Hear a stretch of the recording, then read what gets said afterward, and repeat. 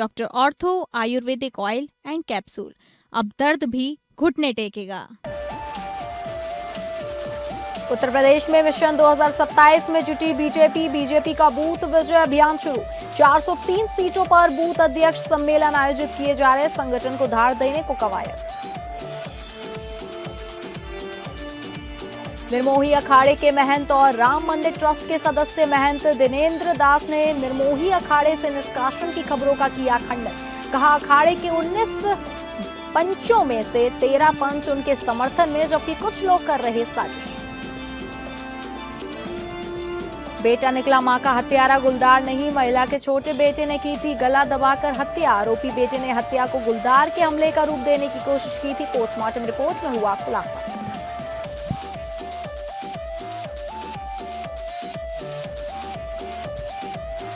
नमस्कार, आप सभी का बहुत स्वागत है उत्तर प्रदेश बुलेटिन में और मैं हूं आपके साथ अंकिता सिंह। शुरुआत करेंगे बुलेटिन की।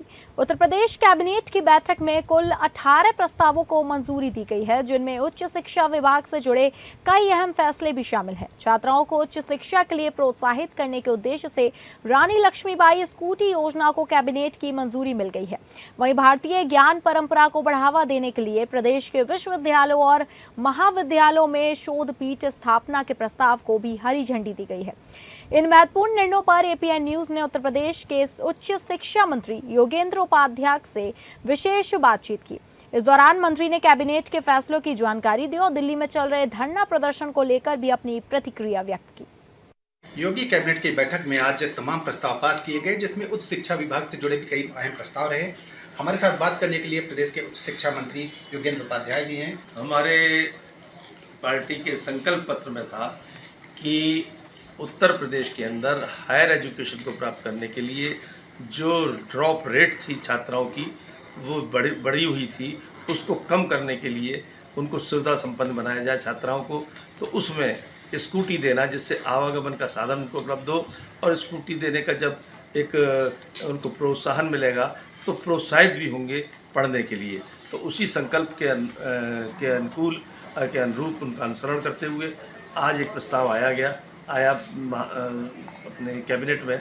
उसमें ये था कि उत्तर प्रदेश के अंदर जो उत्तर प्रदेश के रहने वाली मूल यहाँ की छात्राएं हैं वो, और जो 12 लाख रुपए से कम इनकम वाले परिवार हैं उनकी छात्राओं को हम स्कूटी प्रदान करेंगे, जिसमें निजी विश्वविद्यालय, सरकारी विश्वविद्यालय, निजी महाविद्यालय, सरकारी महाविद्यालय और एडेड महाविद्यालय सबकी छात्राएं होंगी। जो टॉप 5% होंगी उन सबको ये स्कूटी प्रदान की जाएगी।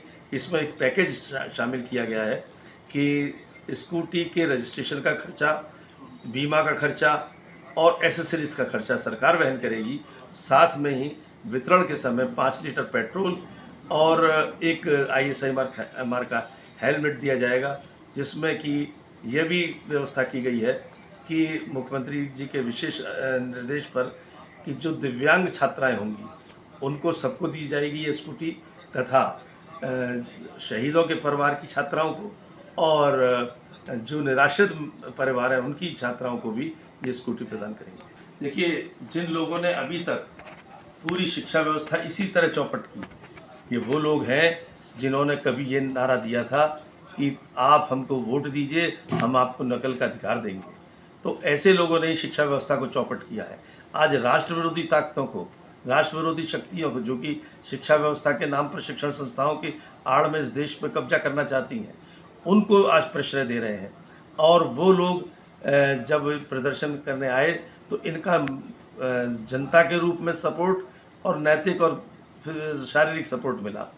इसका साफ मतलब जाहिर होता है कि ये राजनीतिक दल इतने हतोत्साहित हैं, इतने हताश हैं कि अब इनके सामने कोई मुद्दा नहीं है और ये अपनी राजनीतिक ज़मीन अपने बलबूते पर नहीं खड़ी कर पा रहे हैं। इसलिए ऐसे राष्ट्र विरोधी लोगों से जुड़कर अपनी राजनीतिक ज़मीन तैयार करने के लिए ये कुछ कसरत कर रहे हैं जो असफल होंगे। बहुत बहुत धन्यवाद हमसे बात करने के लिए। ये थे हमारे साथ उच्च शिक्षा मंत्री योगेंद्र उपाध्याय, जिन्होंने बताया कि जो आज फैसले लिए गए हैं कैबिनेट की बैठक में वो कितने महत्वपूर्ण हैं युवाओं के लिए, बच्चों के लिए, और साथ ही साथ जो प्रोटेस्ट चल रहा है दिल्ली में छात्रों का, उसको लेकर भी उन्होंने भी प्रतिक्रिया दी। Anand Singh, APN news. उत्तर प्रदेश में मिशन 2027 की तैयारी में जुटी भारतीय जनता पार्टी ने संगठन को और मजबूत करने के लिए बड़ा अभियान शुरू किया है। प्रदेश की सभी 403 विधानसभा क्षेत्रों में बूथ अध्यक्ष सम्मेलन आयोजित किए जा रहे हैं, जहां बूथ स्तर तक संगठन को मजबूत करने पर जोर दिया जा रहा है। भारतीय जनता पार्टी ने उत्तर प्रदेश में मिशन 2027 के लिए अपनी चुनावी तैयारियां तेज कर दी हैं। इसी क्रम में प्रदेश की सभी 403 विधानसभा क्षेत्रों में बूथ अध्यक्ष सम्मेलन आयोजित किए जा रहे हैं। पार्टी का कहना है कि बूथ ही भाजपा की सबसे बड़ी शक्ति है और बूथ अध्यक्ष संगठन की सबसे मजबूत कड़ी है। सम्मेलन का उद्देश्य बूथ विजय अभियान को गति देना और संगठन को बूथ स्तर तक और मजबूत बनाना है। भाजपा का दावा है कि प्रधानमंत्री मोदी के नेतृत्व में और मुख्यमंत्री योगी आदित्यनाथ के मार्गदर्शन में बूथ स्तर का संगठन ही सुशासन और राष्ट्र निर्माण के संकल्प को आगे बढ़ाएगा। भारतीय जनता पार्टी अपने बूथ लेवल के अध्यक्षों के साथ लगातार संवाद करते हुए सरकार की योजनाओं को जनता के बीच में ले जा रही है। आज पार्टी उत्तर प्रदेश की 403 विधानसभाओं के 1,77,516 बूथों पर बूथ सम्मेलन कर रही है। सभी बड़े नेता इन बूथों पर जा रहे हैं। हर जिले में एक मंत्री की ड्यूटी लगाई है। स्वयं दोनों डिप्टी सीएम, मुख्यमंत्री जी, प्रदेश अध्यक्ष जी, लगभग सभी पार्टी के पदाधिकारी सभी आज बूथ सम्मेलनों में हर जिले में शामिल होंगे और हमारे संगठन को आवश्यक दिशा निर्देश देकर के आगामी आने वाले 2027 के चुनावों में हम अपने को मजबूती से प्रस्तुत करेंगे। छात्र आंदोलन को लेकर समाजवादी पार्टी लगातार सरकार पर हमलावर है। दिल्ली में संसद परिसर के मक्कर द्वार पर सपा अध्यक्ष अखिलेश यादव ने विपक्षी सांसदों के साथ विरोध प्रदर्शन किया, तो वहीं लखनऊ में पार्टी कार्यालय के बाहर लगाए गए बड़े होर्डिंग्स के जरिए भी छात्रों के समर्थन का संदेश दिया गया। छात्रों के कथित उत्पीड़न के विरोध में समाजवादी पार्टी ने अपना विरोध और तेज कर दिया। पार्टी के राष्ट्रीय अध्यक्ष अखिलेश यादव ने समाजवादी पार्टी और विपक्ष के सांसदों के साथ संसद के मक्कर द्वार पर प्रदर्शन करते हुए छात्रों के समर्थन में आवाज बुलंद की। वहीं लखनऊ स्थित समाजवादी पार्टी कार्यालय के बाहर बड़े बड़े होल्डिंग्स लगाए गए। इन होल्डिंग्स में अखिलेश यादव और सांसद डिंपल यादव की तस्वीरों के साथ दिल्ली में हुए विरोध प्रदर्शन की झलक दिखाई दी गई। होर्डिंग्स में पार्टी कार्यकर्ताओं की भीड़ और नारेबाजी की तस्वीरें भी शामिल हैं।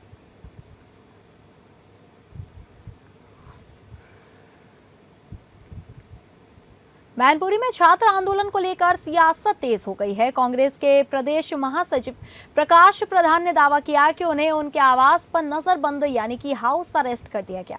इसके बाद उन्होंने सरकार पर छात्रों की आवाज दबाने और लोकतांत्रिक अधिकारों का हनन करने के आरोप लगाए हैं। मैनपुरी में कांग्रेस प्रदेश महासचिव प्रकाश प्रधान ने दावा किया कि छात्र आंदोलन के समर्थन में जाने से पहले पुलिस ने उन्हें उनके आवास पर ही हाउस अरेस्ट कर दिया। प्रकाश का आरोप है कि सरकार छात्रों की जायज मांगों को सुनने के बजाय आंदोलन को दबाने का प्रयास कर रही है। उन्होंने कहा कि पहले छात्र शिक्षा मंत्री के इस्तीफे की मांग कर रहे थे, लेकिन अब आंदोलन का दायरा बढ़ गया है और छात्र प्रधानमंत्री के इस्तीफे की मांग को उठा रहे हैं। उनके अनुसार सरकार छात्रों की आवाज दबाने के लिए विपक्षी नेताओं को भी रोक रही है। सरकार जो है संवेदनशील है नहीं, ये असंवेदनशील सरकारों को से और निरंकुश है। जो छोटे छोटे बच्चों पर जो अपनी बात रख रहे थे, उनकी पिटाई कर रही, उनसे अभद्रता कर रही, उनकी मारपीट करके ले जा रही। यहाँ तक कि जब छात्रों के पक्ष में हमारे नेता प्रतिपक्ष राहुल गांधी जी भी गए, उनके साथ भी अभद्रता करके उन्हें गिरफ्तार किया गया। ये गणतंत्र है, लोकतंत्र है, यहाँ सबको अपनी बात रखने का अधिकार है। जिस तरीके से सरकार के इशारे पर दिल्ली पुलिस ने या CRP ने या BSF जो भी लगी हो, जो किया जा रहा है निंदनीय, जितनी निंदा की जाए कम है। यूपी के हमीरपुर जिले में समाजवादी पार्टी के कार्यकर्ताओं ने नीट पेपर लीक और सपा मुखिया अखिलेश यादव के खिलाफ हुई कार्रवाई को लेकर जमकर विरोध प्रदर्शन किया। हाथों में हथकड़ी बांधकर कार्यकर्ताओं ने सरकार के खिलाफ नारेबाजी की। प्रदर्शन के दौरान सैकड़ों समाजवादी पार्टी के कार्यकर्ता शामिल हुए। समाजवादी पार्टी कार्यालय से शुरू हुआ यह प्रदर्शन जुलूस के रूप में जिला कलेक्ट्रेट के गोल चबूतरे तक पहुंचा। सपाइयों ने 4 सूत्री मांगों को लेकर केंद्र सरकार पर हमला बोला और शिक्षा मंत्री धर्मेंद्र प्रधान से इस्तीफे की मांग की। प्रदर्शन के दौरान मौके पर भारी पुलिस बल और पुलिस के आला अधिकारी तैनात रहे। कार्यकर्ताओं ने SDM सदर को ज्ञापन सौंपकर उनकी मांगों को जल्द पूरा करने की अपील की। पार्टी नेताओं का कहना है कि सरकार विपक्ष की आवाज दबाने का काम कर रही है, जिसे बर्दाश्त नहीं किया जाएगा।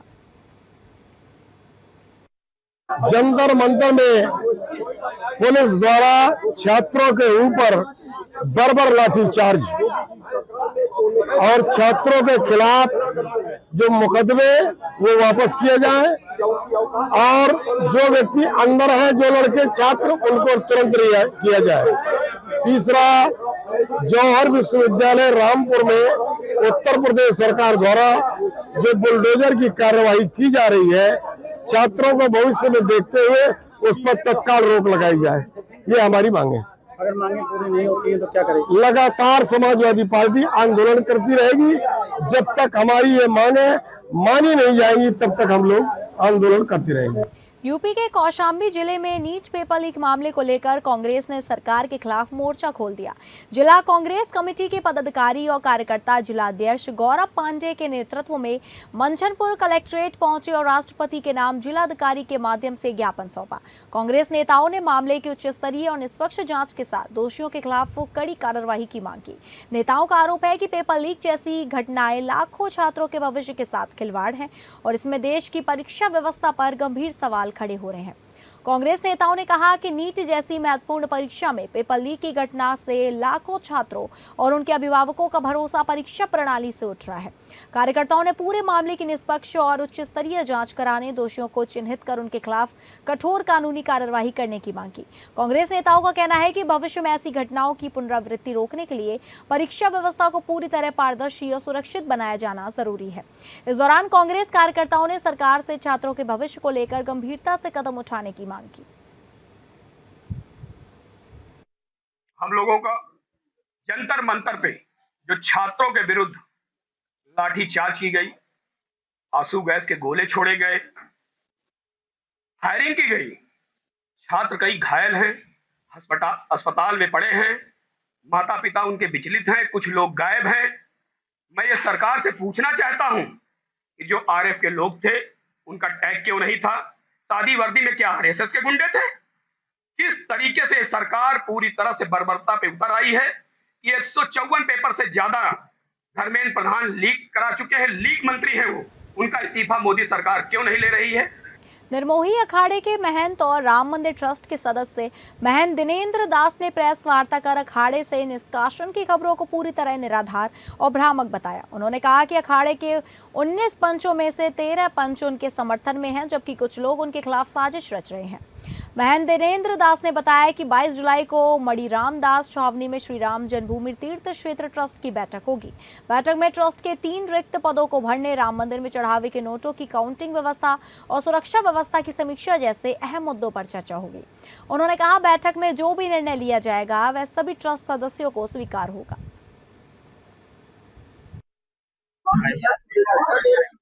हमको जिसे अखिल भारतीय श्री मंदिर अखाड़ा है, यहाँ विजय राघव जी महाराज हैं।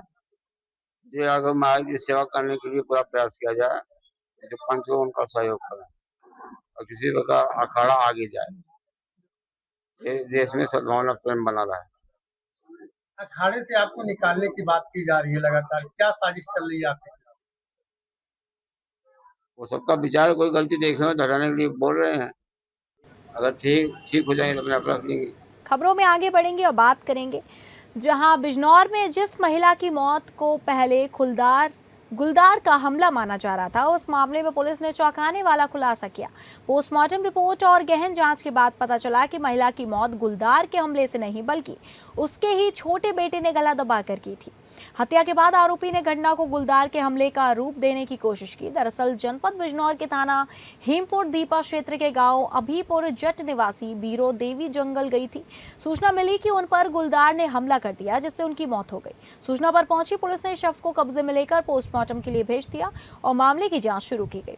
पोस्टमार्टम रिपोर्ट में मौत का कारण संदिग्ध मिलने पर पुलिस ने गहराई से जांच की। जांच के दौरान मृतका के छोटे बेटे बाहर सिंह पर शक हुआ। पुलिस ने पूछताछ की तो आरोपी ने अपना जुर्म कबूल लिया। पूछताछ में आरोपी ने बताया कि घर में आए दिन होने वाले झगड़ों से परेशान होकर उसने अपनी मां का गला दबाकर हत्या कर दी। इसके बाद उसने हत्या को छिपाने के लिए गांव में गुलदार के हमले का शोर मचा दिया ताकि किसी को उस पर शक न हो। पुलिस ने आरोपी को गिरफ्तार कर लिया और उसके खिलाफ विधिक कार्रवाई करते हुए उसे न्यायालय के समक्ष पेश किया जा रहा है। मामला सामने आने के बाद क्षेत्र में सनसनी फैल गई है।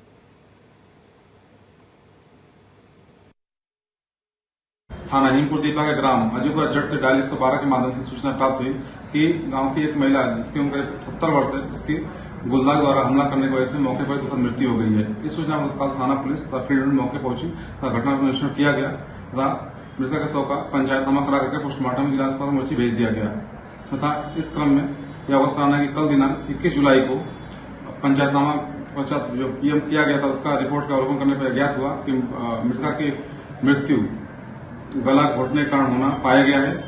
इस क्रम में जब जांच पड़ताल किया गया तथा पूछताछ की गई तो इस पूछताछ के क्रम में मृतका के छोटे बेटे जिसका नाम बहाल सिंह है, उसके द्वारा पूछताछ में बताया गया कि उसका तथा उसकी मां का आए दिन पारिवारिक गलत विवाद हुआ करता था तथा झगड़े होते रहते थे। इसी दौरान ही दिनांक 20 जुलाई को जब मृतका अपने खेत में घास काटने के लिए गई हुई थी, उसी दौरान ये भी खेत में घास काटने गया हुआ था तथा इनमें आपस में कहा सुनी तथा गाली गलौज हो गई, जिससे आवेश में आकर के इसके द्वारा अपनी मां का गला घोटकर हत्या कर दिया गया।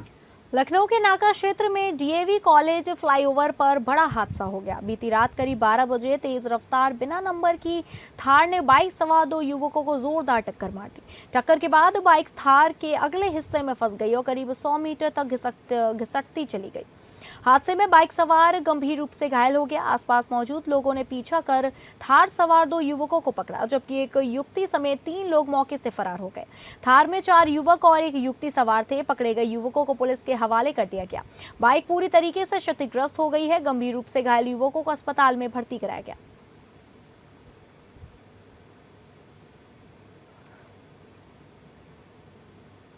गाजीपुर में सीएमओ कार्यालय के पास संचालित ट्रॉमा सेंटर को महर्षि स्वशासी राज्य मेडिकल कॉलेज में मर्ज किए जाने के फैसले को लेकर विरोध तेज हो गया है। छात्र संघ के नेताओं ने इस निर्णय के खिलाफ प्रदर्शन करते हुए आरोप लगाया कि इससे करीब मरीजों को मिलने वाली 24 घंटे की निःशुल्क स्वास्थ्य सुविधा प्रभावित होगी और इलाज का आर्थिक बोझ बढ़ जाएगा। हालांकि जिला प्रशासन का दावा है कि इस व्यवस्था से स्वास्थ्य सेवाएं और बेहतर होंगी। दरअसल सीएमओ के अधीन संचालित ट्रॉमा सेंटर को मेडिकल कॉलेज के अधीन किए जाने की प्रक्रिया शुरू होते ही छात्र संघ के कार्यकर्ताओं ने विरोध प्रदर्शन शुरू कर दिया।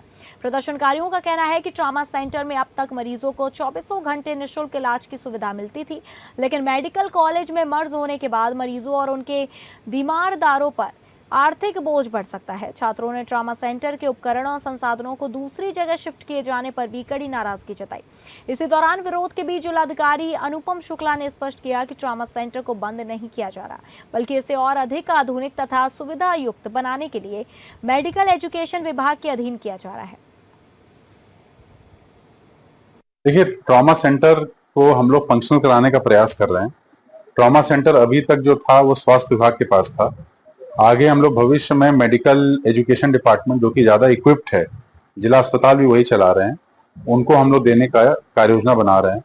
इससे वहां पे बेहतर सुविधाएं दी जा पाएंगी और जनता को राहत भी मिलेगी। इसमें जिन लोगों का विरोध है वो अपनी बात रखें, और धरना देने से तो किसी भी समस्या का समाधान नहीं होता है। अपनी बात रखें और उनकी समस्याओं का जो है हम लोग गौर करके जो भी नियम पूर्वक निस्तारण है वो करेंगे। देखिए, ट्रॉमा सेंटर जो है वो एक अलग यूनिट है। उसका जो भी धनराशि है, अगर मान लीजिए ली जाएगी या नहीं ली जाएगी, उसका भी निर्धारण अभी हुआ नहीं है। मेरा नाम प्रदुमन सिंह यादव है और छात्र नेता पीजी कॉलेज, पूर्व जिला पंचायत प्रत्याशी भावरकोर प्रथम। जरूरत इस बात की है कि अभी शनिवार के दिन मैं मौजूद था। मेरे आंखों के सामने यहाँ का सीसीटीवी कैमरा, यहाँ की एसी, यहाँ की बेड और यहाँ व्हील चेयर और तमाम दवाइयां और बहुत सारी चीजें, पता नहीं किसके आदेशानुसार उसको यहाँ से कहीं और शिफ्ट किया जा रहा था, कहीं और रखा जा रहा था। तो मुझे शंका हुई, तो मैंने उस समय यहाँ कोई अधिकारी मौजूद नहीं था जिन लोगों द्वारा इस सामान को कहीं और रखाया जा रहा था, उनसे पूछा तो वो लोग बोले कि सीएमओ के आदेश पे ये सब हो रहा है। रूस में काम करने गए उत्तर प्रदेश के कुशीनगर के 2 मजदूरों ने वीडियो जारी कर भारत सरकार से मदद की गुहार लगाई है। दोनों का आरोप है कि जिस कंपनी में वे काम कर रहे हैं वहां पिछले 4 महीनों से हजारों भारतीय मजदूरों का वेतन नहीं दिया जा रहा है। मजदूरों का कहना है कि वेतन की मांग को लेकर चल रही हड़ताल के दौरान कंपनी ने बाउंसरों से मारपीट कराई, जिसमें 4 भारतीय मजदूरों को बुरी तरह पीटा गया और उन्हें अपने साथ ले जाया गया। इसके बाद से उनका कोई पता नहीं चल सका। दरअसल कुशीनगर जनपद के तर्कपट्टी निवासी दिनेश चौरसी और रहसू निवासी राजेश गोंज रूस के आमूर क्षेत्र में स्थित यमाटा नामक पेट्रोलियम एवं गैस प्लांट कंपनी में कंस्ट्रक्शन का काम करने गए थे। दोनों ने रूस से वीडियो जारी कर अपनी आपबीती साझा की। उनका कहना है कि कंपनी में कार्यरत हजारों भारतीय मजदूरों को पिछले 4 महीने से वेतन नहीं दिया गया, जिससे सभी मजदूर आर्थिक संकट से जूझ रहे हैं। दिनेश कुमार चौरसिया है। मैं तुरपट्टी महुआ का रहने वाला हूँ, जिला कुशीनगर, उत्तर प्रदेश, इंडिया का रहने वाला हूँ। मैं मॉस्को से 7000 किलोमीटर दूर अमूर में रहता हूँ। यहाँ पे कंपनी का काम चलता है। 4 महीना से कंपनी किसी को सैलरी नहीं दे रहा है और इसके बाद से स्ट्राइक हुआ है लगभग 5 दिन से। तो कल से 4 आदमी को उठा के लेके गया है कंपनी और बाउंसर से उन लोगों को मार पीट करा रहा है और उसके बाद से और सैलरी नहीं देने के कारण मतलब सोच रहा है कि बाउंसर से मार पीट करा के और सब लोगों को इंडिया भेज दिया जाए। मेरा नाम राजेश गौड़ है। मैं जिला कुशीनगर का रहने वाला हूँ। गांव का नाम रसू बाजार है। हम लोग एमता कंपनी में काम करने आए थे। हम लोग को बहुत प्रेशर दिया जा रहा है। 4 महीना से सैलरी हम लोग को बाकी है। बाउंसर बुलवा कर हम लोग को मारपीट करवा जा रहा है और 4 आदमी को उठा के लेके गया है लोग। अभी तक पता वो आदमी का नहीं है। बोल रहा है कल आएगा, परसों आएगा। तो फिलहाल उत्तर प्रदेश बुलेटिन में बस इतना ही। नमस्कार।